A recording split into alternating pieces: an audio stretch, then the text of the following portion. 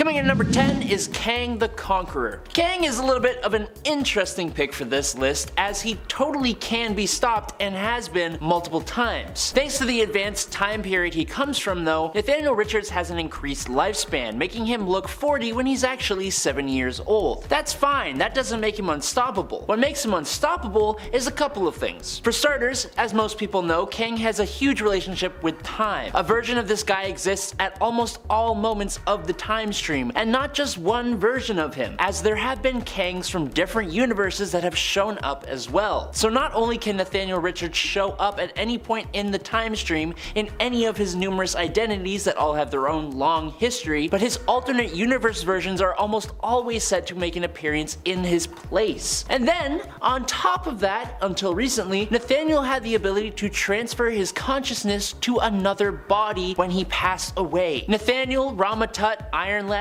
Kid Immortus, Scarlet Centurion, Immortus himself, Mr. Griffin, He Who Remains, whatever you want to call him, Kang the Conqueror is pretty much unstoppable. Number 9. Galactus. The being formerly known as Galen of the planet Ta lived before the modern cosmos in the previous cosmos. Galen gestated with the sentience of the universe for billions of years, transforming into the devourer of worlds, finding sustenance by ingesting entire planets, preferably those with living sentient beings that have much more energy for him to harness. Now when Galactus destroys and consumes a planet, he is sort of bringing balance to the universe, kind of like how life is given and taken away every day on Earth, which makes him an essential part of the universe. He's known for the destruction of the Skrull Empire and has attempted to devour the Earth so many freaking times, and I guess other planets for that matter too, or whatever. Galactus is also famous for his heralds such as Silver Surfer and the Cosmic Ghost Rider, and so many others, and while they are all powerful beings themselves, usually even before they gain the herald power boost, they don't hold a candle to Galactus himself. His only caveat is that Galactus's power depends on his planet's consumption, so a weakened Galactus has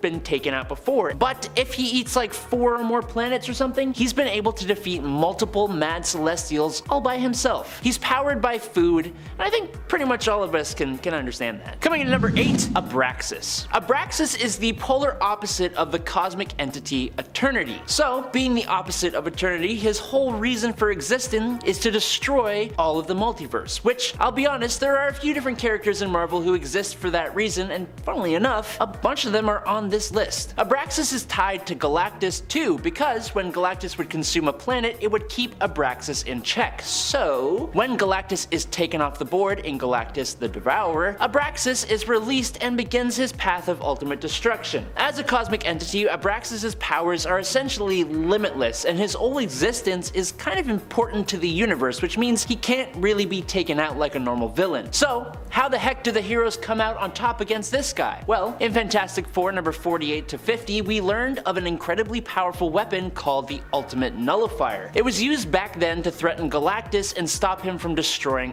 our Earth. Now the heroes, specifically Reed Richards, ended up using the Ultimate Nullifier to essentially rewrite reality, destroying reality and remaking it so that Abraxas just never existed. That's the route we had to go to here. Kinda makes you wonder why Marvel would even write such a powerful villain in the first place, but if you're enjoying this list so far, well, we've got a ton more like it on our channel that you should definitely subscribe to. Or you could just give a thumbs up to this video, that's also helpful. Thanks. Number 7, Mephisto. Within the Marvel Universe, Mephisto is, for all intents and purposes, the devil. He isn't actually. Technically, he is a demonic hell lord who rules over his own hell-like dimension and enjoys stealing people's souls by tricking them, and he does that by pretending he is the actual devil, playing on people's fears, so basically, he's the devil. While Mephisto is within his dimension, which he calls hell, he is immortal, omniscient, and impossible to destroy. It's only when he ventures into other realms that he can be defeated, but doing so just kind of returns him back to his own dimension. He has been a major player in the Marvel Universe since his creation and has been either a key or supporting player for many major events. He was the snake in the old Adam and Eve story. He was directly responsible for the creation of Ghost Rider. He's infamously erased the history of Peter Parker and Mary Jane's marriage in order to save Aunt May's life. I mean, he even popped up a hotel out of the ground in Las Vegas that manipulated the citizens and let him take their souls. He has been defeated and outmaneuvered multiple times, but he has never permanently been stopped. Number 6. The Phoenix Force. Now it's important to say the Phoenix Force is not a villain, technically. It is a cosmic entity representing all life in the Omniverse. The Phoenix Force will exist as long as there is, was, or will be life. If the Phoenix Force were to be destroyed, if that were even possible, all life would follow after it, as well as the ability for life to have begun in the first place. The Phoenix Force is just a force of nature, but it has been used as a darker force of power in the past. For example, when it inhabited Jean Grey during the Dark Phoenix Saga. It was at this time the entity was a villain, using Jean's insane levels of psychic power, which it then amplified to godlike levels. With this entity inhabiting her body, Jean and the Phoenix destroyed an entire solar system and attacked her fellow X-Men. Jean had to actually bring her own end just to stop what was happening, and when the Phoenix regained its memories of all the evil it had done, it brought Jean back to life to help make things a little better. And that's not the only time. There was the whole X-Men vs Avengers thing, and there was that time that Thane, Thanos' son, had the Phoenix Force. Almost every time the power of the Phoenix Force comes up, it usually corrupts its bearer and makes like a big stink. Like a huge stink. Big old fart. Number 5.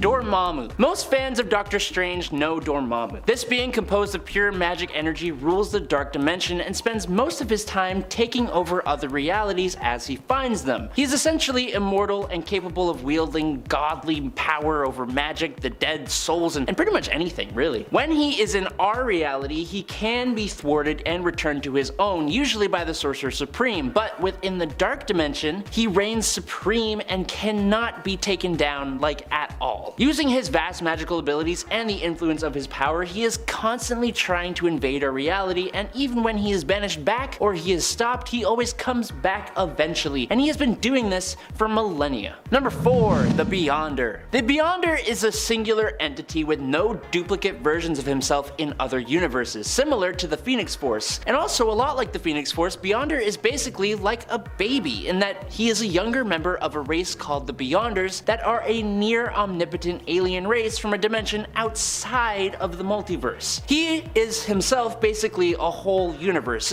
It's really hard to explain, but as he observes Earth and the Marvel Universe and the various races, he gets a little curious, and the Beyonder decides to study and analyze life and humanity, good and evil and conflict, and to that purpose he pits Earth's mightiest heroes and villains against each other in the Secret Wars. Now, he did this by destroying an entire system of planets and creating Battleworld from the remains and from parts of Earth, so that's one level of power right there. Beyonder's powers surpass that of Eternity and the Living Tribunal, but that has been retconned recently. And he is capable of manipulating reality to his will, being able to pretty much do whatever he wants and then grant himself any power he wants. It was actually a huge treat though last year in the Defenders Beyond story when we learned that the Beyonder and his race were actually still in existence, and he was now an adult existing with the rest of the adult Beyonders outside of the multiverse and being all levels of wildly insanely powerful. There's a lot I skimmed over here to make it less confusing, but you should just go read all the Secret Wars if you want to see how crazy these beings actually are. Number 3. Cyttorak. Cyttorak, also known as the Destroyer, is an incredibly powerful extra-dimensional being who was worshipped as a god and as a demon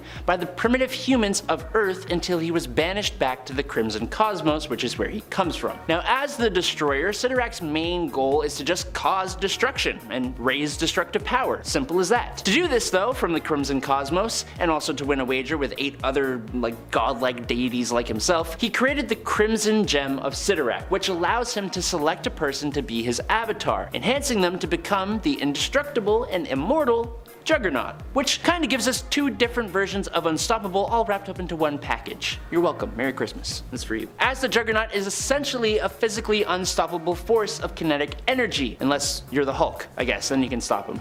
I don't know why. Anyways, Cyttorak is such a powerful and unstoppable godlike entity that you will even hear magic users invoking his name to cast some of their strongest spells. For example, the Crimson Bands of Cyttorak. Number 2. The Chaos King. While he is relatively obscure, he is nothing to scoff at. Amatsu Mikobashi, first appearing in Thor Blood Oath number 6 in 2006, was mistaken as the Japanese god of chaos and evil, but in actuality, he was an aspect of the cosmic being Oblivion. being. Now Mikabashi ruled and thrived over the Earth when it was nothing more than a formless void of primordial darkness. And as such, his goal now is to put an end to creation and bring about a new age of chaos and void and darkness. He is a primordial being who was imprisoned in Yomi, which is the Shinto underworld, which is where he remained for centuries, accruing an army of Oni, which is Shinma demons, and other monsters. Now during the events of Ares, god of war, Chaos King attacks Olympus after he defeated and controlled the Japanese pantheon of gods, and after the fall of Asgard during Ragnarok. This is what kind of kickstarts his mission in Chaos War, where he slays the Egyptian gods, Celtic gods, Shi'ar gods, gods of Zen law. He takes out Nightmare in the dream dimension, destroys Mephisto, and casts Mistress Death out of hell,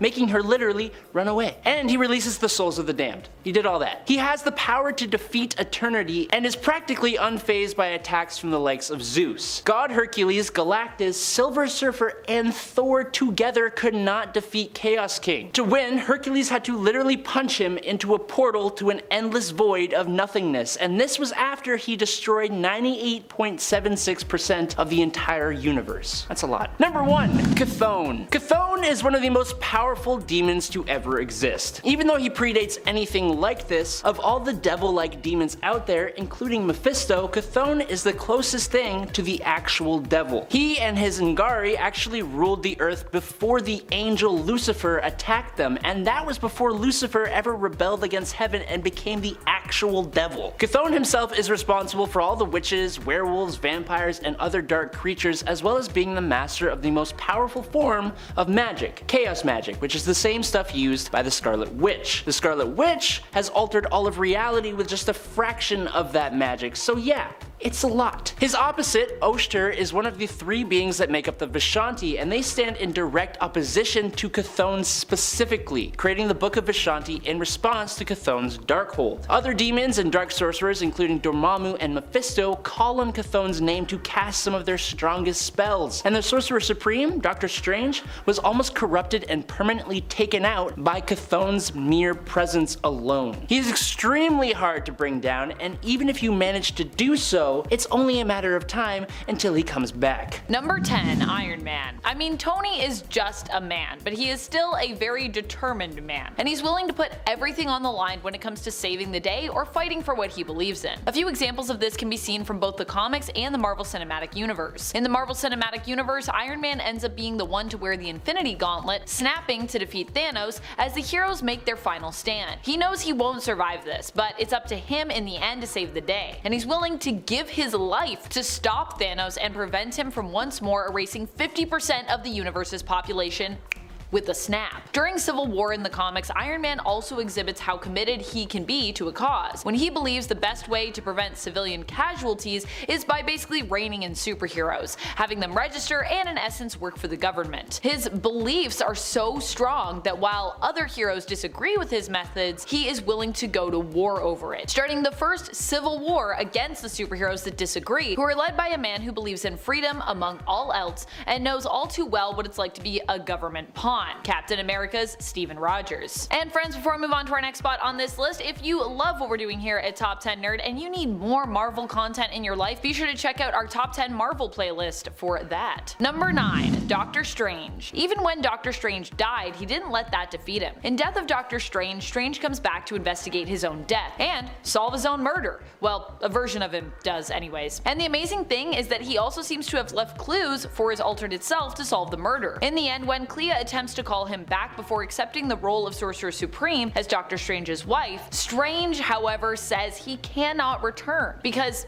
he knows what it will cost, and that it breaks basically loss of magic. Despite the fact that Strange is a hero who gets things done, he has also learned how to be unstoppably loyal to the rules of magic. This is probably because he is known to have broken these rules on a few occasions to varying degrees of success, I'd say. Sometimes it works, other times doing so only creates more problems, as we also see in Doctor Strange's journey in regards to his MCU stories and counterparts. In the MCU, Strange was willing to break some rules to help Peter get into school by making the world world forget that he was actually Spider-Man. But due to Peter's constant add-ons in regards to who was actually allowed to remember, Strange lost control of that spell, splitting a crack in the multiverse. But alternatively, when facing off against the Scarlet Witch, he did allow himself to use an alternate copy of the Darkhold to dreamwalk in his own alternate universe's corpse, breaking several rules in order to defeat Wanda. Then again, he probably knew, like, this is like, I gotta break some rules here. I'm hoping it'll all work out in the end. I mean, I think Strange knew, like, I could do this and it'll be worth it. Number 8. Captain Marvel. Captain Marvel, aka Carol Danvers' whole motto is basically about being unstoppable. Higher, further, faster, baby. Well, it's about being unstoppable and, of course,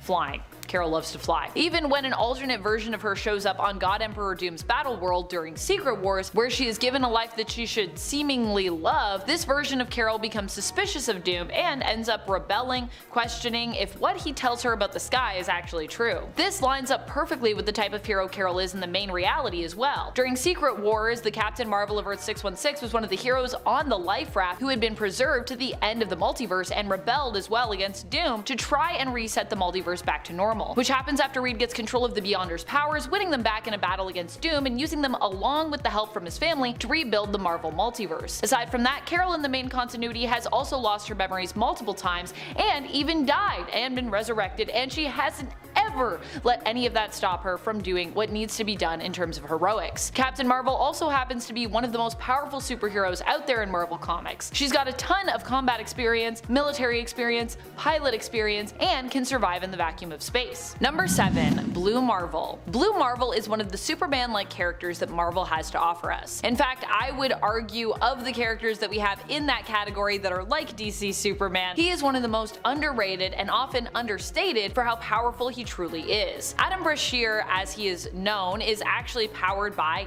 antimatter, in essence becoming a living, breathing antimatter or negative reactor. The antimatter that he harnesses comes from the negative zone, which is why we might refer to him as a negative reactor as an alternate to an antimatter reactor. But he isn't a negative character, just the opposite. He is an amazingly powerful positive character, a superhero. Blue Marvel got his powers way back in the day and has actually been an active hero since the 60s in terms of the comics inner timeline. However, he didn't end up staying as one throughout his history due to the fact that he was black, with President John F. Kennedy heartbreakingly even asking him to retire from heroics because tensions were running high and America just wasn't ready for a black superhero at that time. Fortunately, they're ready now. Which is also great because we need a hero like Blue Marvel who isn't just unstoppable because of his nigh invulnerability, strength, and ability to manipulate energy, but also because he happens to be a super genius as well. And while some might take his temporary retirement as Blue Marvel giving up, really he was more just biding his time. A decade later, he would once again return to heroics, joining the mighty Avengers of the 1970s. So he also wasn't out for really that long, fortunately. Number 6. Namor. While some might have more power than Namor behind their mighty fists,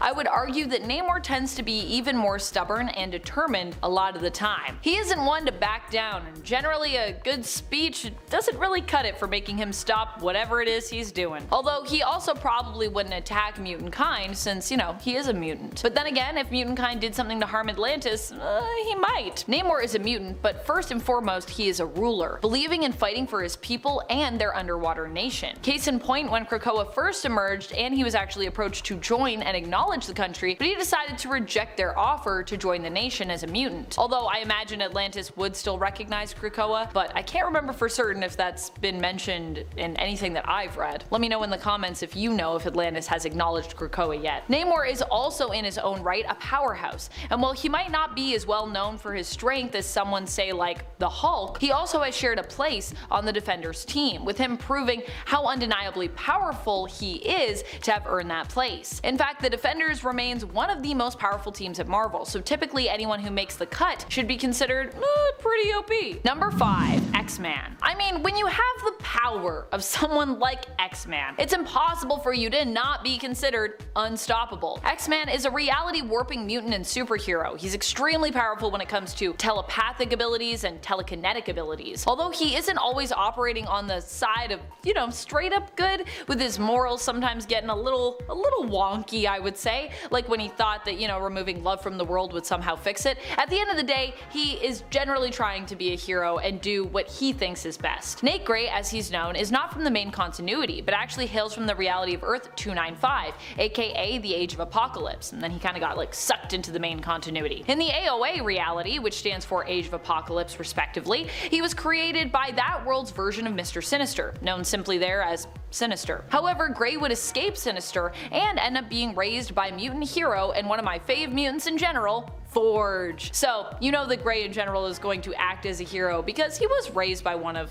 the best heroes, I'd say. When he did decide to take control of the world, becoming its god and shaping it into what he thought it should be, he was only threatened by basically all of mutant kind coming together to try and stop him. And even then, they failed. That was the only threat that he had, and he was like, well, dealt with that. Of course, while this all sounds kinda evil, becoming basically a tyrant and kinda conquering the world, this was actually done by Nate to fix the world, so it's not as bad as it sounds, really. He was like, look, I'm gonna die soon, and I feel like if I'm gonna die, I need to fix everything. So here I go, I'm gonna try to fix it. And then people were like, yeah, we don't really like when you try to just fix things, Nate. And he was like, okay, well, fair enough, fair enough. Number 4, Deadpool. Deadpool is so unstoppable, it's annoying. He has actively destroyed the Marvel Universe before, killing everyone in it. He was so determined to escape a world that he no longer believed was real. Deadpool is also an immortal being thanks to his healing factor, and for a while thanks to the curse that Thanos put on him. Yeah, that's a true story. Deadpool was getting a little too cozy with death, and Thanos did not like that. That's because Thanos has always had a thing for Mistress Death, and is always trying to win her favor so that they can one day be together. Maybe one day. Thanos has an unhealthy obsession with death, I would say. So Thanos, when his potential future relationship status was threatened, decided to curse Deadpool so that he couldn't die, thereby preventing him ending up with Death and keeping the two of them apart. Deadpool for a while was human, and it was during this time that Wade Wilson became a lot more squishy, and I suppose stoppable. But even then, he didn't end up dying, but instead would be reverted back to getting his powers, going from handsome mortal Wade Wilson back to kinda ugly, unkillable Wade Wilson. Oh my gosh. When are we getting the Immortal Deadpool book, I wonder? That could be a whole book. Someone write that. Mortal Deadpool. Number 3, Magneto. I mean, Magneto literally kept himself alive through sheer willpower and massive control of his powers. I think that means he deserves his spot on this list. And for those who might think, yeah, but is Magneto a hero, Amanda? I would say that you could argue for him being on either side, really, hero and villain. Magneto throughout most of modern comics has been villain and hero, but he also kept his blood pumping without a heart to face off against Uranos, which was a heroic feat. So even if you perhaps disagree with my categorization of him on this list, I think you at least have to give him some hero props for doing that, and perhaps at least, I would say a good amount of hero points. Hero points that Magneto has truthfully been racking up over the years, especially recently in the comics. After initially facing Uranos, Magneto was left for dead, which was a mistake on Uranos' part to assume this during the AXE Judgment Day event. As we've learned from Zombieland, you always gotta double tap, aka confirm that kill. It is important, especially if you're facing off against Magneto. Uranos did not follow this rule, assuming Magneto was dead after he took his heart, and as a result, Magneto came back to finish him. Magneto basically used his powers to keep his blood moving throughout his body by controlling the small bits of iron in his bloodstream to basically keep it pumping without having an actual organ to do it for him. Literally heartless Magneto, which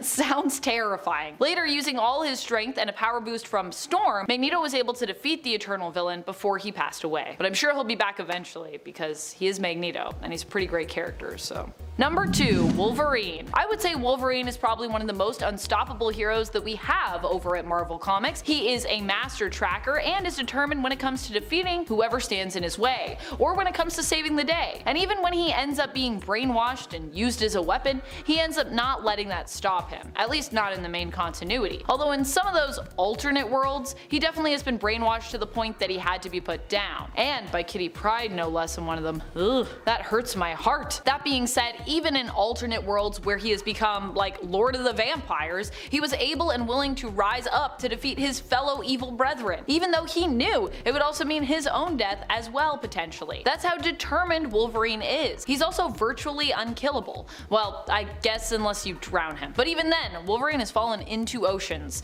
and washed up miles off on another shore unscathed, so for a man that can still be drowned, I mean, he does pretty well to make it out alive of those underwater situations. Number 1. Hulk. I mean, we can't do a list like this and not talk about Hulk, am I right? The Hulk is not just a powerful hero, but he's also a stubborn and determined one. We've seen this shine through not just in his Hulk persona, but also as Bruce Banner before as well, but especially as the Hulk. Let's turn to World War Hulk as an example. In this story, Hulk was shot off planet by the Illuminati and ended up in Sakaar. He not only rose above being a gladiator, helping to lead a rebellion and an uprising, but after Sakaar was destroyed from a ship exploding, Hulk was determined to get back at those who had sent him there in the first place, and then later seemingly ruined his happiness, even though that isn't quite what happened, but that's what the Hulk thought happened, and that's all that really matters. He returns to Earth to get revenge on the Illuminati, and he proves just how deadly he can be. It also goes to show us why you really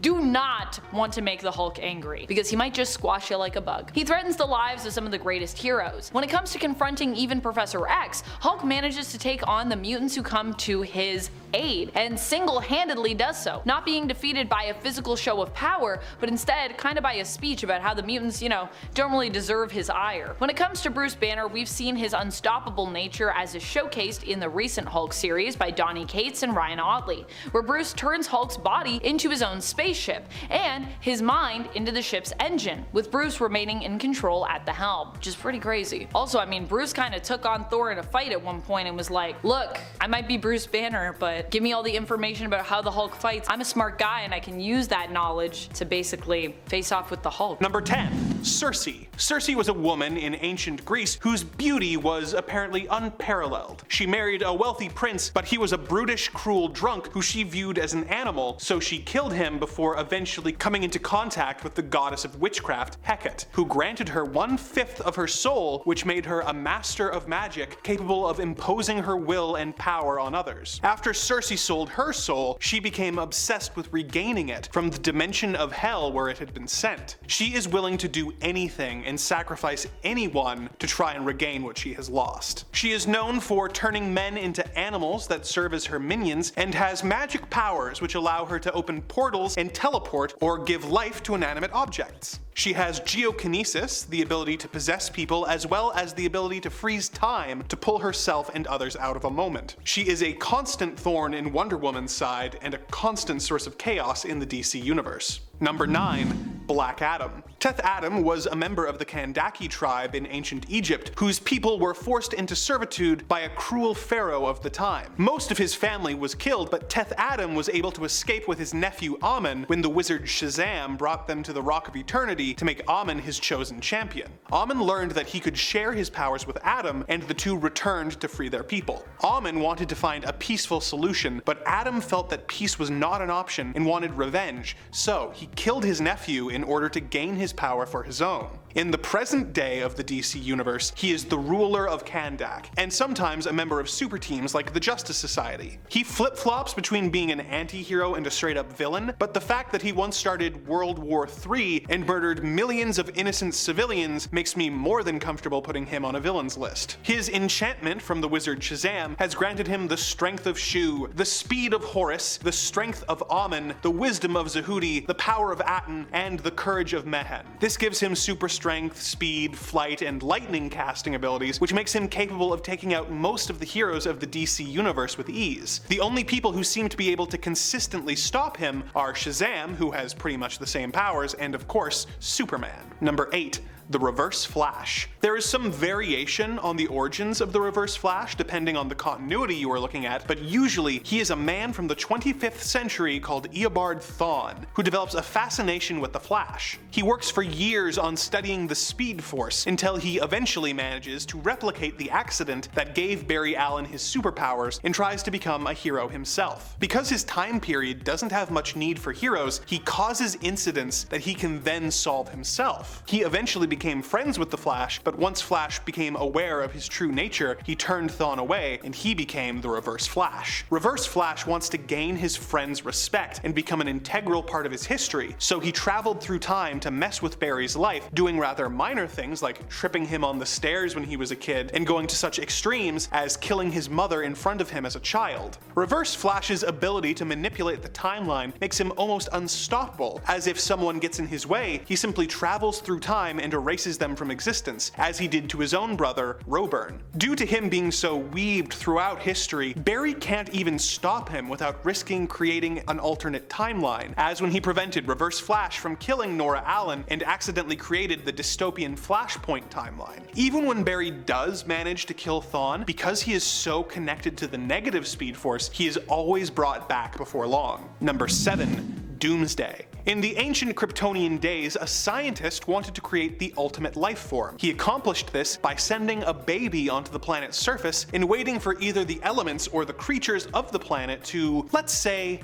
help the baby buy the farm. He would then take whatever remains were left and clone the baby to create a stronger clone, effectively forcing evolution to create the most brutal and effective creature possible. After decades of this process, Doomsday was born. Doomsday is nearly impossible to defeat, being essentially invulnerable and super strong. If you do manage to hurt him, he has a powerful healing factor that will almost immediately undo the damage. If you manage to kill him, he not only comes back to life, but will be evolved to resist damage from whatever hurt him before. He is an unstoppable force that only gets better at fighting you each time. When he first came to Earth, he was able to tear through the entire Justice League, with them barely slowing him down, and the only person on Earth capable of standing up to him was Superman. Superman was eventually able to kill Doomsday, but it took him having to not hold back at all, and even then, the effort killed him in the process as well. Number 6. Parallax. Parallax is a parasitic demon entity that is the embodiment of fear. He spent years traveling the galaxy, causing civilizations to destroy themselves out of paranoia until the Guardians of the Universe trapped Parallax in the Green Lantern's central power battery on the planet Oa for billions of years. This yellow fear demon living in the battery is the reason that for years Green Lanterns were unable to affect anything that was the color yellow. Parallax influenced the mind of Hal Jordan, making him more and more anxious and self-doubting until he was driven mad by the destruction of his home, Coast City. In an effort to try and restore his home, Hal went on a rampage, killing the entire Green Lantern Corps and destroying the central power battery, allowing Parallax to graft onto Hal's soul, causing him to start going by the name Parallax and acting as a villain until he was eventually killed. The Spectre then freed Hal's spirit from the demon. Despite the fact that he can be trapped, Parallax is the embodiment of an emotional concept, fear, and is therefore unable to be killed. Beyond that, he is also able to manipulate reality, being able to create and destroy new planets at will. Number 5. Trigon. Trigon was a regular evil ruler of a planet, until one day a group of aliens known as the Divine showed up, hoping to use something called the Great Heart of Darkness to eat his soul and cleanse the planet of evil. This backfired as Trigon absorbed the heart and gained the power of 100 galaxies worth of collected evils. It was at this point that the Divine revealed that they were not a boy band as their name suggested, but were in fact his parents. This family reunion was cut short when Trigon skinned them and wore them like coats. He would go on to have many sons whose mothers he would kill, and one daughter, Raven. Raven would not end up going into the family business, but would instead end up joining the Teen Titans and becoming Trigon's greatest enemy. He has mind control powers, shape-shifting, dimensional travel, the ability to manipulate matter, and telepathy and telekinesis, just to name a few of his powers. He is immortal, having apparently been around since the dawn of time, and nearly invulnerable, having shrugged off blows from Wonder Girl and Superboy, with Superboy even saying that punching Trigon felt like trying to destroy a mountain with a teaspoon. Number 4. Darkseid. After the old gods died in a battle against evil, the planets New Genesis and Apocalypse were born. The latter fell under the control of an evil and tyrannical new god called Darkseid. New Genesis housed the source of all life, the life equation, and Darkseid became obsessed with finding its opposite force, the anti-life equation. He discovered that the anti-life equation was on the planet Earth and began a campaign to conquer the planet, bringing him into constant conflict with the members of the Justice League, particularly Superman. Superman. He is all but immortal, invulnerable, and super strong. As if that wasn't bad enough, he is also an incredible tactician with a keen scientific mind who has telepathic powers and the ability to shoot omega beams from his eyes, which he can use to either destroy or teleport his victims, such as when he sent Batman back to caveman times at the end of Final Crisis, essentially turning the Dark Knight into a temporal bomb. Even Superman has trouble going toe-to-toe with this god, whose only weakness is a substance called radium. Number 3. Mr. Mxyzptlk. Mr. Mxyzptlk is a fifth-dimensional being who has developed an obsession with Superman and likes to spend his time harassing the Man of Steel and putting him through various ordeals for his own amusement. He can fly, teleport, and create essentially anything he likes with just a thought. He is also a character with cosmic awareness, sometimes speaking directly to the reader as though he is aware of his place in a comic book. He is a relatively benign nuisance most of the time, merely wanting to put Superman through the ringer with his various cosmic pranks, but he is capable of extreme villainy when he wants to be, such as in Alan Moore's Whatever Happened to the Man of Tomorrow, where he grows bored and decides to become truly evil, manipulating events to kill several of Superman's friends and ruining his life in the process. Mixie is so powerful that even he thinks it's unfair. So, to be a good sport, he gave himself a weakness that makes it so that the only way to stop him is to trick Mr. Mxyzptlk into saying his name backwards, which is of course Kiltipzixum. When you consider that this is a self-imposed weakness, and in theory if he wanted to remove this rule he could at any time, it makes you realize just how unstoppable he really is. Number 2. The Anti-Monitor. When a scientist on the planet Oa developed a screen to witness the creation of the universe, this caused a massive explosion which split reality and formed the multiverse. The Oans began a civil war, and several of them left for the Quard dimension, seeking the means to become all-powerful. Quard was in the antimatter dimension, and one day an excess energy on Quard's moon formed into a being known as the Anti-Monitor, who fed off of the evil energy of the antimatter universe and took over his universe. He wanted to then destroy all the positive matter universes in order to become as powerful as possible, causing the Crisis on Infinite Earths, where he went to war with the various superheroes of the multiverse, which resulted in the multiverse being streamlined into one universe. Barely any of those sound like real words. He has destroyed and absorbed over 1,000 universes and is capable of being able to alter reality and increase the power levels of the villains who serve him. He is essentially immortal, being able to fight the strongest heroes from hundreds of universes at once without taking any apparent damage. It was only through the actions of the Spectre, who had been empowered by all of the various DC Universe's most powerful sorcerers, that the heroes were able to defeat him at the dawn of time. He was eventually killed by Superman 2, but was restored to life when the multiverse was recreated. Number 1.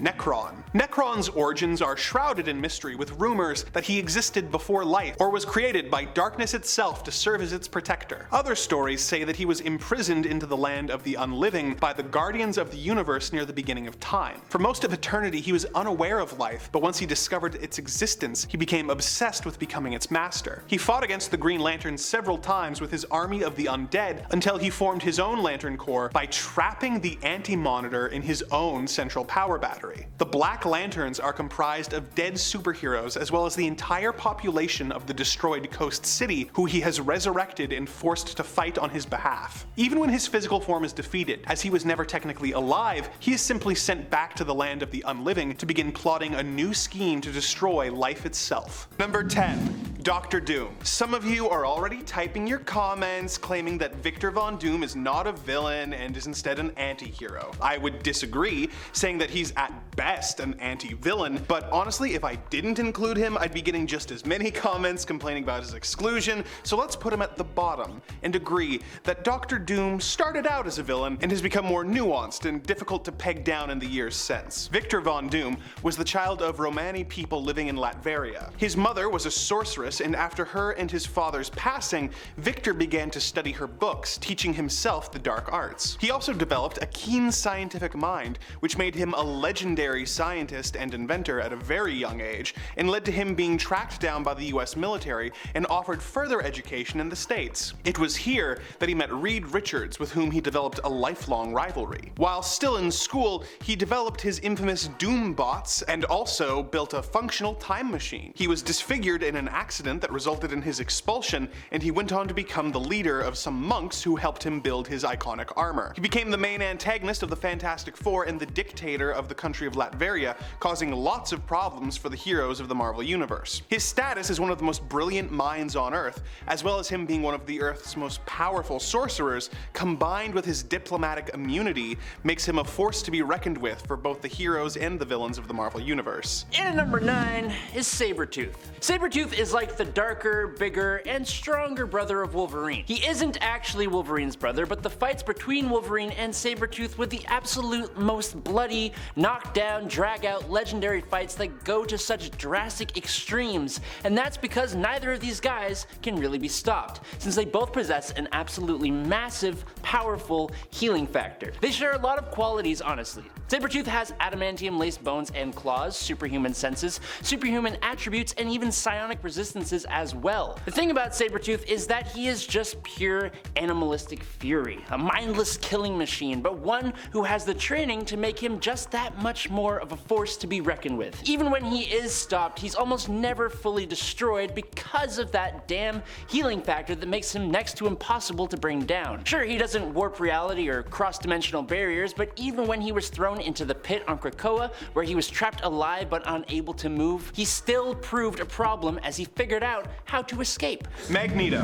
When Mac Eisenhart was a young man in Germany, he was subjected to many atrocities at the hands of the Third Reich, who sent him to Auschwitz for no reason other than being Jewish. He eventually escaped and became known as Erich Lenscher. He discovered that he had the ability to control the powers of magnetism, and after the war, used them to track down former German soldiers. He developed the belief that mutants and humanity could not coexist and became Magneto, a mutant dedicated to mutant superiority and the leader of the Brotherhood of Evil Mutants. He fought the X-Men several times over the years, but they eventually came to an uneasy truce, working together to form a refuge for their kind on the island of Krakoa, which is good for everyone as Magneto is a very difficult villain to stop and has stood up to the entire Avengers team, once reversed the Earth's magnetic poles, and also created a global EMP, which took out the world's technology, showing that he could plunge us back to the Dark Ages whenever he wants. Number 7. Apocalypse. The name of the game for Apocalypse, or En Sabanur, is survival of the fittest. His powers manifested back in ancient Egypt with the powers of immortality and the ability to alter the molecular structure of his own body. Now,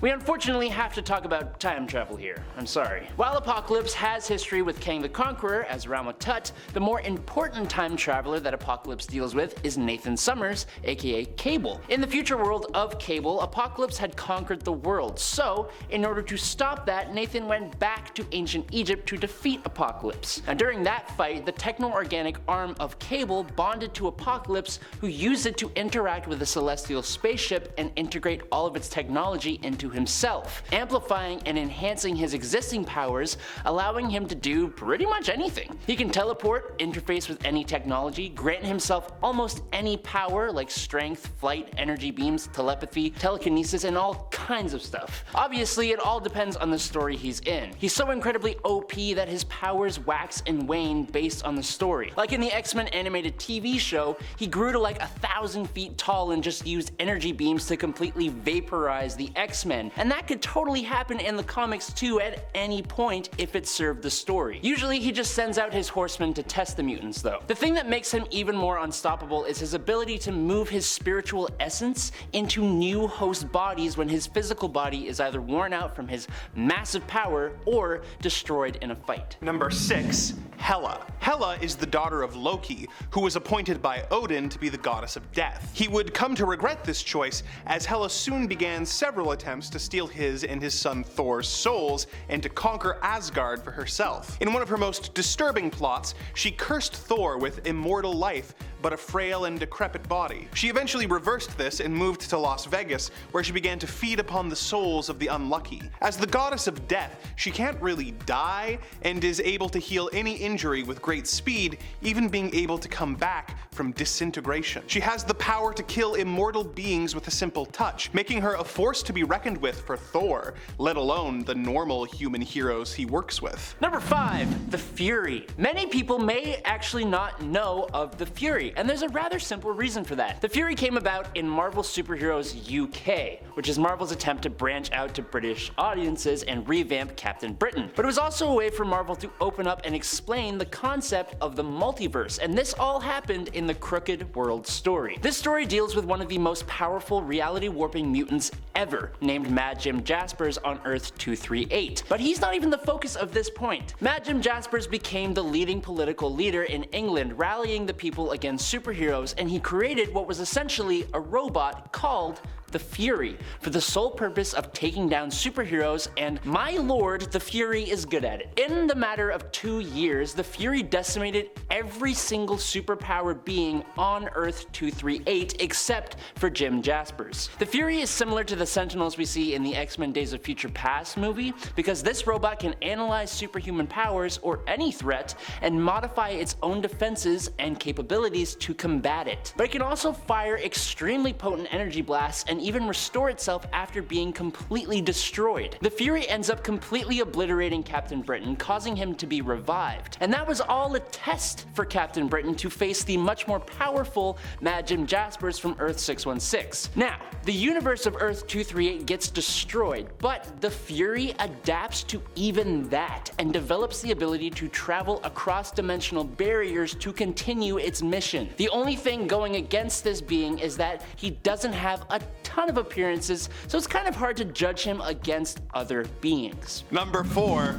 Thanos. Thanos was born on one of Saturn's moons, Titan, and had the deviant gene, which gave him thick purple skin as well as superior strength and heightened powers. He fell in love with a woman who turned out to be Death, and dedicated his life to impressing her by destroying as many living things as possible. Thanos has conquered countless worlds in his quest to impress Death, and is responsible for unleashing unspeakable horrors upon them. For instance, when he conquers a world, it is not uncommon for him to demand a tribute of the heads of everyone from the ages of 16 to 22. This insane demand is part of his plan to fulfill a request from Death to rid the universe of any of his offspring, and rather than put in the time to find out where and who his children are, he chooses to save time by implementing this method. As he is pretty much unstoppable for anyone but the most powerful superheroes, most planets are forced to go along with his insane demands. In his most iconic moment, he came up with a plan to acquire the Infinity Gems and wipe out half of all life in the universe in order to impress his love. Unlike many other evildoers who make these elaborate plans and then fail, Thanos actually pulled this off, getting all the gems and using the Infinity Gauntlet to enact his deadly romantic gesture. Number 3, the Void. I think one of my favorite things that Marvel's done is create the Sentry.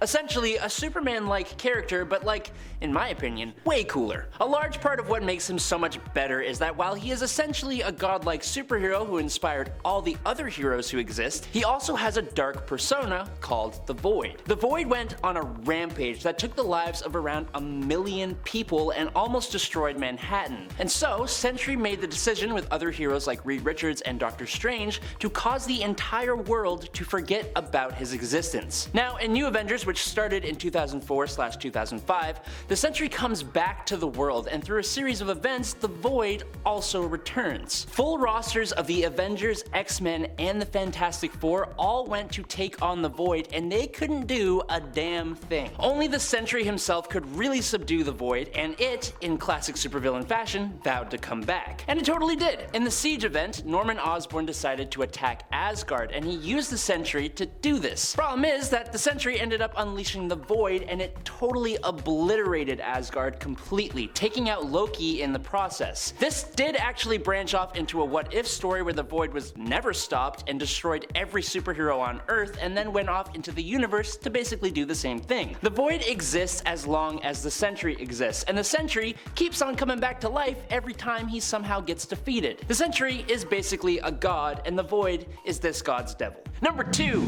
Zom. Just because Zom looks like your uncle's hairy big toe does not mean that you should underestimate him. Zom is one of the most powerful and scary extra-dimensional entities in existence, being described as worse than a dozen Umars. Umar is the sister of Dormammu, for anyone who wanted to know. Now, speaking of Dormammu, it took all of his power plus the help of the cosmic being Eternity just to restrain Zom with the magical chain called the Links of Living Bondage and with an object called the Crown of blindness. And with these tools, these massively powerful beings managed to trap Zom in a jar. No, I know it sounds silly, I'm downplaying it. It was actually an amphora, and Zom was trapped in a quote world beyond worlds in a quote time beyond all time. That was just his origin story though. Eons into the future, in Strange Tales number 156 from 1967, Dr. Strange unleashed Zom in a fight against Umar, but that was a mistake because now Strange had no way of taking on Zom,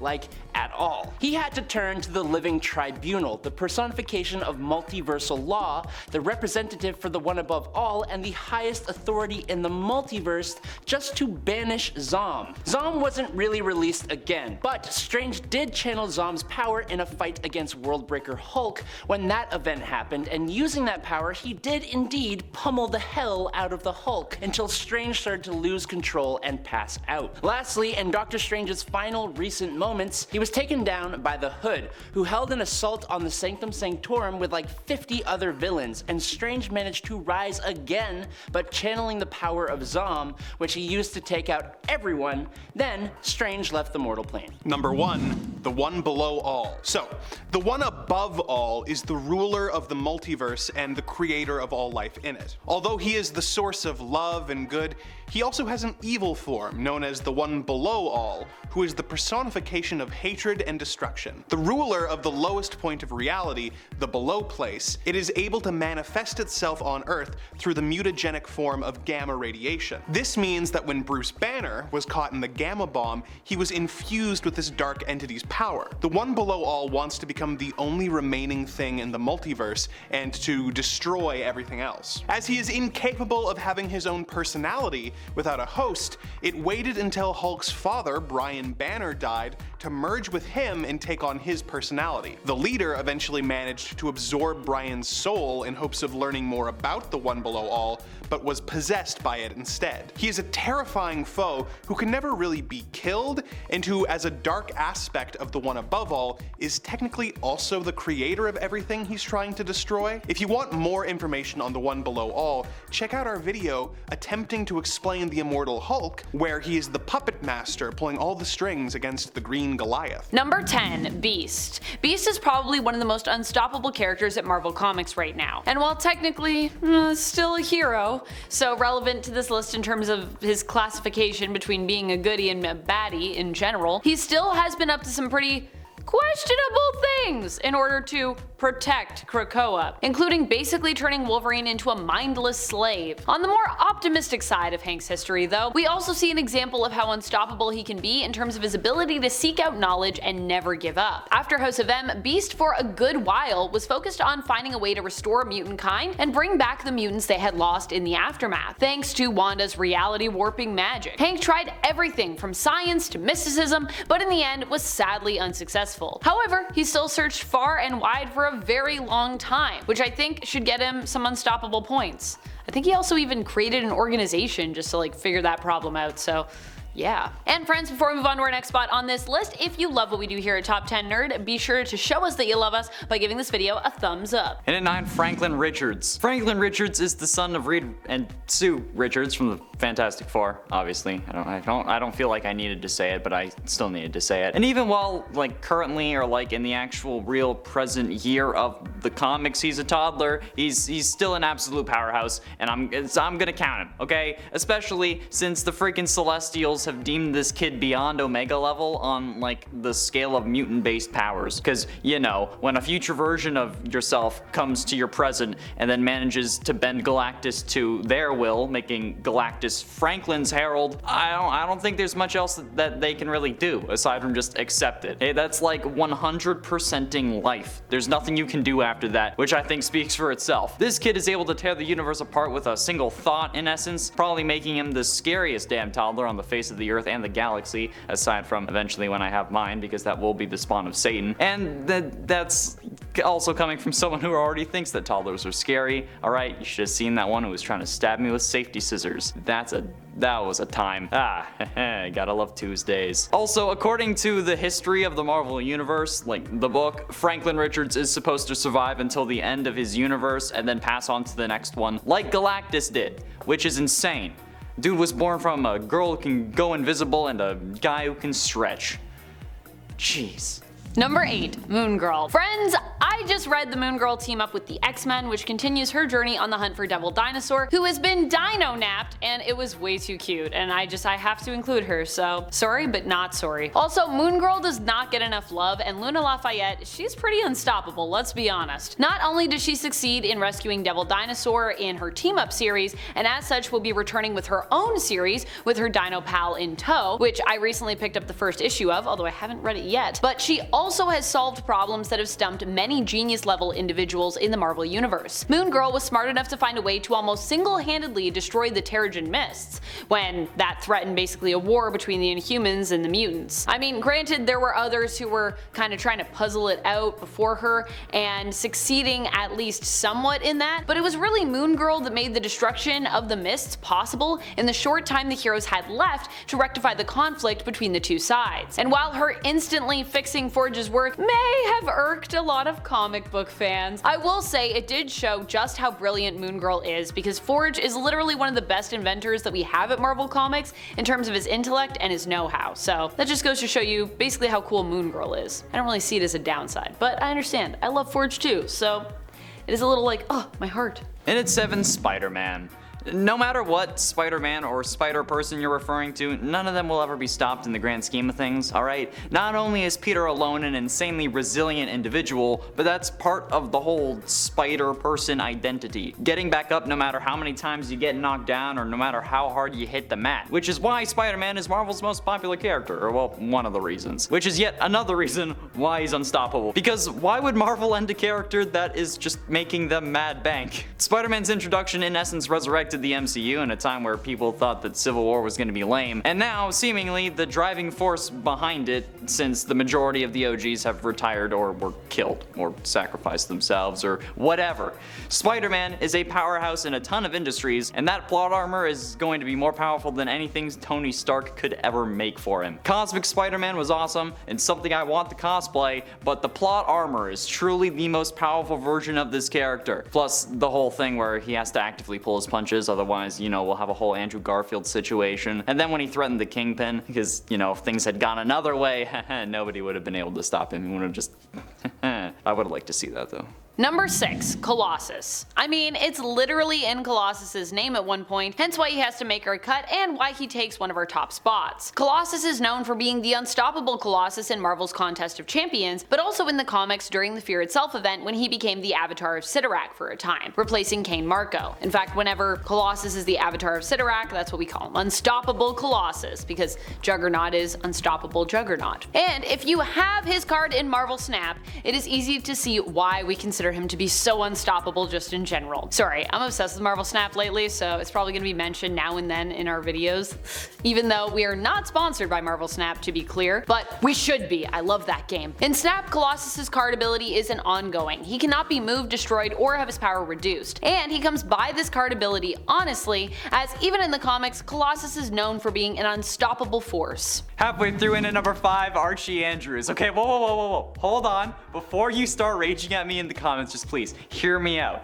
I doubt anyone actually listened to that, but you know what? You may think that this is ridiculous and that I'm just trying to be a shit disturber. And while that is one of my favorite pastimes, Archie and the gang have actually been canon in the Marvel Comics since June of 1994. Archie Meets the Punisher is a one-shot comic and intercompany crossover written by Batten Lash, and it was published jointly by Archie Comics and Marvel Comics and features the Punisher mistaking Archie Andrews for a criminal that he's been hunting. Then, when he realizes that he was wrong, he works with Archie to rescue Veronica after she had been kidnapped. And you know what? Since Archie has been a superhero multiple times in his comics, this instantly makes Archie a canon Marvel superhero. But with the comics being used as a plot device as well in Riverdale Season 6 to explain their multiverse, well, those would also by proxy be canon, meaning that Archie, being another Marvel Superman but with a weakness to palladium instead of to kryptonite, is a thing. Until they got rid of his weakness.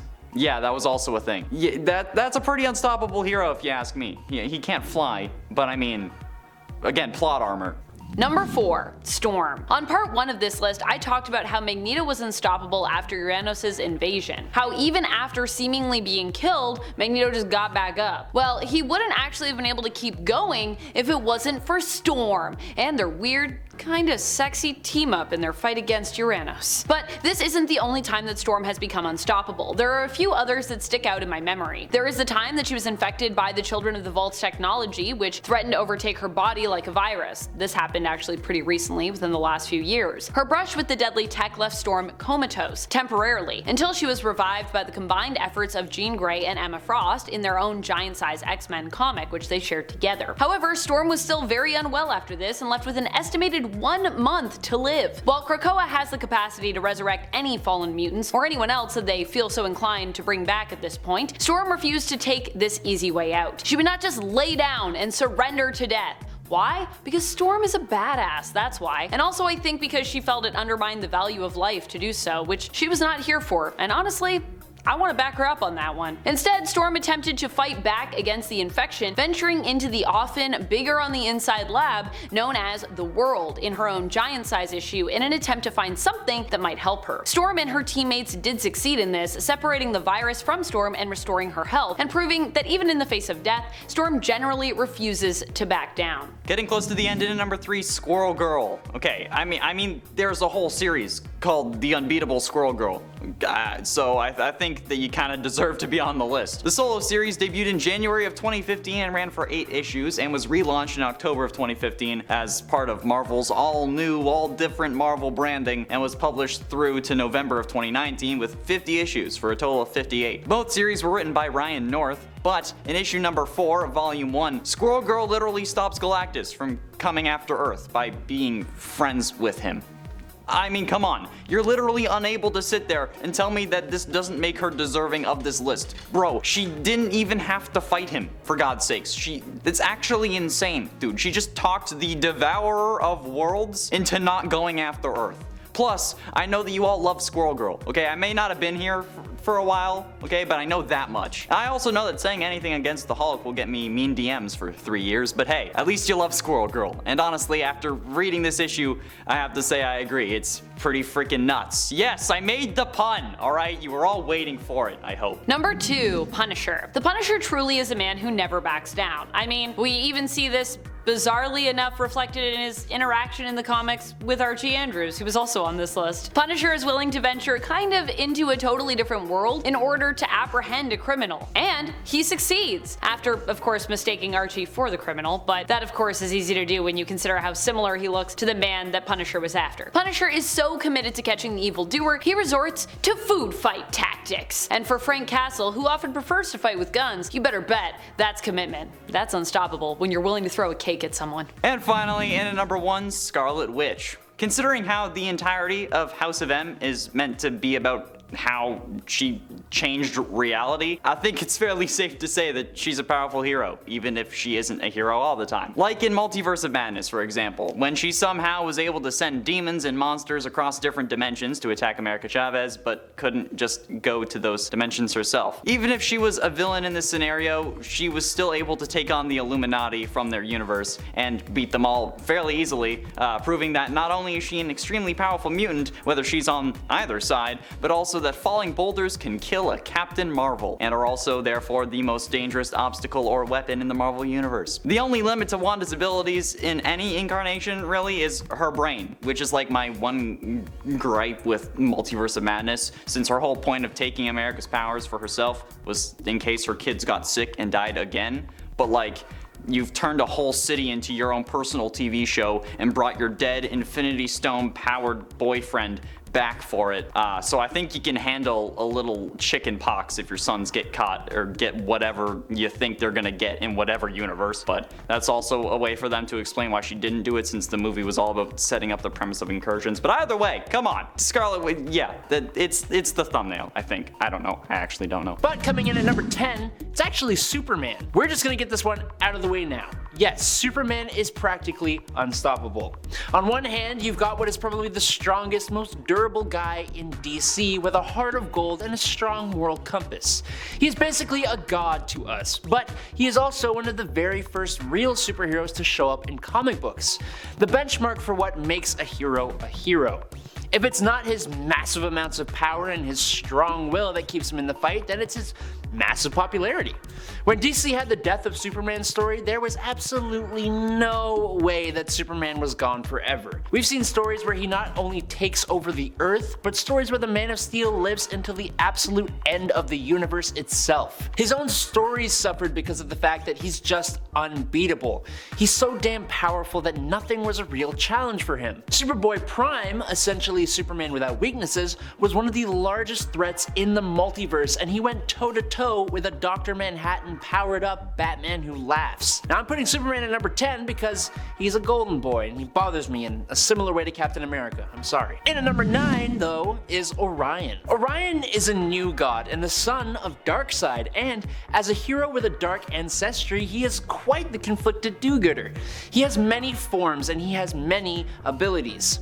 He exists beyond the normal multiverse on a higher plane of existence called the Sphere of the Gods. Born on Apocalypse but adopted by the new gods of New Genesis, Orion is in a constant war with his inner darkness and with his father, Darkseid. Orion is repeatedly praised and stated to be a warrior with skill and ferocity second to none.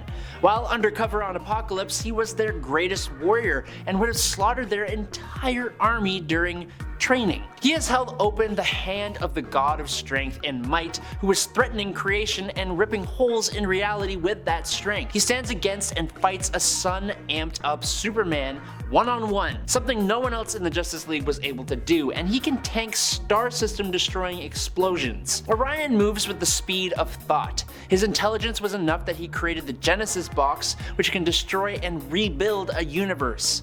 He can grow to any size he wants, move through time, has a healing factor, super senses, and wields the Astro Force, which does a hell of a lot on top of everything else. But as an example, it once sealed holes in reality and knocked out Superman in a single shot. And that's all just Orion holding back and not using his true power, called the Source of the Beast. But I think we can agree Orion is a beast here. Coming in at number 8, Martian Manhunter. I think it's incredibly easy to overlook Martian Manhunter's incredible capabilities. Yes, he is more well known for being a telepath and a shapeshifter, but this guy packs a hell of a punch with the Martian abilities of phasing, Martian vision, and density alteration. Now, his probably most powerful form was when he became Furnace, completely negating his weakness for fire.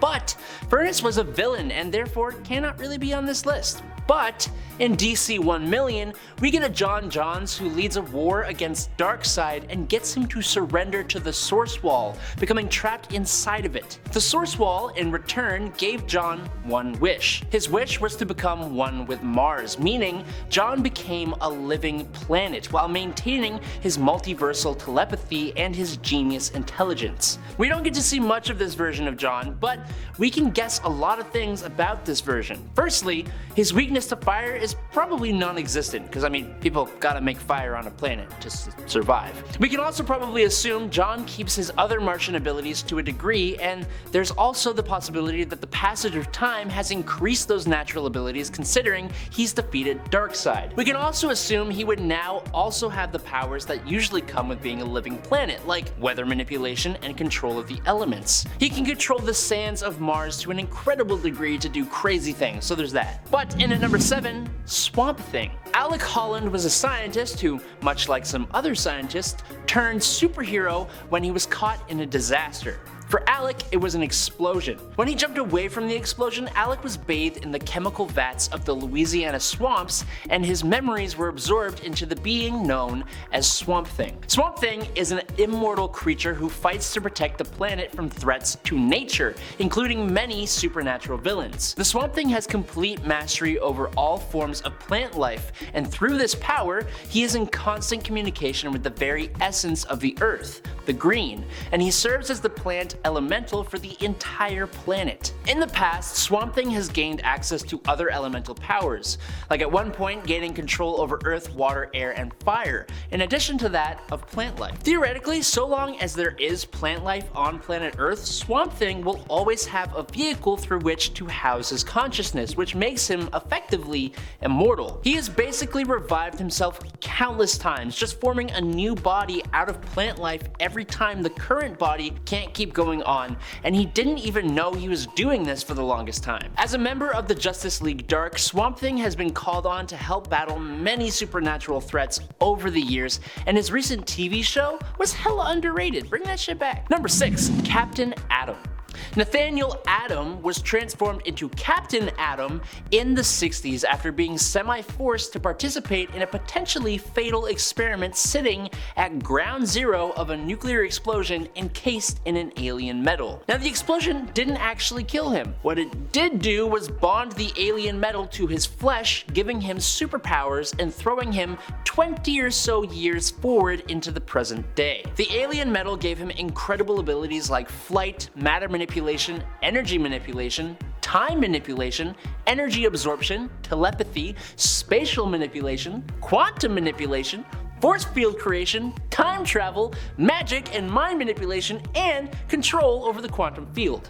These powers have let him perform some insane feats, like you can imagine, like creating a universe within the quantum field and later destroying that universe, fighting Superboy Prime, easily defeating a team composed of multiple versions of himself before absorbing them and creating an explosion powerful enough to destroy a universal space-time continuum. That was a lot. He is truly an insanely strong being, and I would be ashamed to not include him on this list. But coming in after that, number 5, Wally West. It almost feels rude to put Wally West here over Barry Allen, but in a lot of ways, Wally is arguably stronger than Barry is. Wally is the fastest of all the Flashes, only maybe rivaled by Barry himself, but Wally is arguably the fastest person that has ever existed. Just look at some of his feats. He was fast enough to easily break the barriers of speed and be the first person to enter the Speed Force. He was able to save and carry over 500,000 people 35 miles away from a nuclear explosion that had already detonated, including the people who were at ground zero, and he did it in only 0.0001 microseconds, which if you don't know is 1/100 billionth of a second. Do you know what that means? That means Wally West had to be moving at 13 trillion times the speed of light. He can move so fast that time itself appears to stand still. He was able to outrun death itself, for crying out loud. My favorite version of Wally West though is from the Kingdom Come Elseworld story, where he becomes this being who is barely even tangible. He moves around Coast City, I believe, being at almost all places at the same time. He basically became the Speed Force. Wally West is absolutely broken. Number 4, Wonder Woman. Gifted with the powers of the gods, Wonder Woman has many of the same abilities that Superman has, including strength, speed, and durability. However, Wonder Woman's Amazonian training sets her a little bit apart as an amazing warrior. It's been debated for years whether Diana could beat Superman in a fight, and while she's shown to be capable of hurting him at the least, she doesn't have the same raw power. Instead, Wonder Woman dominates her opponents through a combination of her special abilities, superior tactics, and special equipment gifted to her by the gods. But she has been elevated beyond even that. When Diana was empowered with the World Forge and the anti-crisis energy at the end of Doom War / during Death Metal, she had enough power to shake stars and phase throughout time through sheer strength. She had displayed the ability to shrink an entire planet and was able to link everyone together and restore their memories as one history, as in of all DC's continuity. She had cosmic awareness, was able to see multiple events during the war against the Batman Who Laughs at once, as well as precognition and retrocognition. She was crazy powerful for that little bit of time. And at number 3 is Dr. Fate. Dr. Fate is like DC's Sorcerer Supreme. There have been a handful of people over the years who have taken on the name, slapped on the powerful Amulet of Anubis, Cloak of Destiny, and Helmet of Fate, and been an agent of the Lords of Order, who govern raw magic in the universe. Kent Nelson was the original one, given his powers by Nabu, one of the Lords of Order. Now, without the powerful artifacts, Kent was given superhuman powers to make him more suitable for the Helmet of Fate, so he has telekinesis, flight, invulnerability, and superhuman strength. But when he has the actual helmet, his telekinesis has been strong enough to move an entire planet into the sun, which is just a wild level of power and shows just how much power the helmet grants its user. This ancient helmet is apparently the most powerful magical artifact the world has ever known. It's the source of the Dr. Fate identity, and while its power and the things it can do has changed in some small and not so small ways over the years, some of the things it has done include granting its wearer enhancements to their intelligence. It has given them elemental control over water, wind, earth, lightning, and fire. Of course, telekinesis, like I said, but also invulnerability, superhuman strength, magic sense, astral projection, clairvoyance, chronokinesis, dimensional travel, divination, eldritch blasts, energy constructs, force fields, healing, illusions, invisibility, magnetic field manipulation, hypnosis, molecular reconstruction, necromancy, resurrection, telepathy, teleportation, biofission, and then of course, divine empowerment. But you get what I'm saying, right? Number 2, Dr. Manhattan. John Osterman was a nuclear physicist who found himself trapped inside of an intrinsic field experiment chamber, which completely removed his intrinsic field, tearing him apart and completely vaporizing him. But over the next few months, he began to reform himself, starting as a disembodied nervous system, circulatory system, and then with a skeleton and muscles, and then finally, after trying multiple times, he appeared fully, tall, muscular, hairless, and glowing blue. Now, John sees the past, present, and future all at once, but it's not just his perception of time. He even figured out how to see the timelines of others and even possible timelines.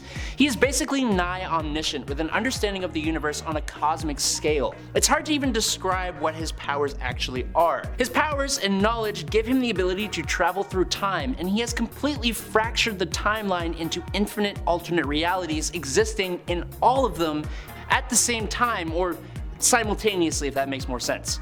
John possesses electrokinesis and elemental control, creating oxygen and water out of literally nothing. He perceives and understands things that no human brain could ever hope to. He has such a control over energy that he can even create life and accelerate evolution. He can manipulate matter to make himself and others intangible, alter his size, regenerate himself, disintegrate others, and cause molecules to accelerate and explode. His manipulation of space, time, and reality is what ultimately caused the New 52. He is a god in DC Comics. And finally, in at number 1, the Spectre. A lot like Dr. Fate and the Helmet of Fate, the Spectre isn't really one person. The Spectre itself is actually a cosmic entity and is the physical manifestation of God's vengeance on Earth. But this spirit, or entity, needs to be permanently bonded to a human soul in order to manifest itself. Jim Corrigan, a fallen Hal Jordan, and then Crispus Allen have been the main 3 humans to be the host for the Spectre. Now, being God's spirit of vengeance, you can probably guess that the Spectre is one hell of a capable being, and you're not wrong. Spectre has the power to do pretty much anything. The Spectre is nigh omnipotent. He has the capability to alter reality, literally erasing people from existence. He can alter his size to grow to any height. He can fire off mystical blasts of eldritch energy, and he has vast magical capabilities that allow him to cast spells to do pretty much anything else he wants to do. His wiki even says that his superhuman strength can, quote, be as strong as it needs to be, which I don't know why that matters. Kind of feels like a little pointless when he can literally alter reality and only be harmed by mystical and divine means, but yeah, just work here. The Spectre has infinite energy, has held apart 2 universes, can judge any reality in any dimension, and has the power to tear down heaven and hell. You can't really beat that.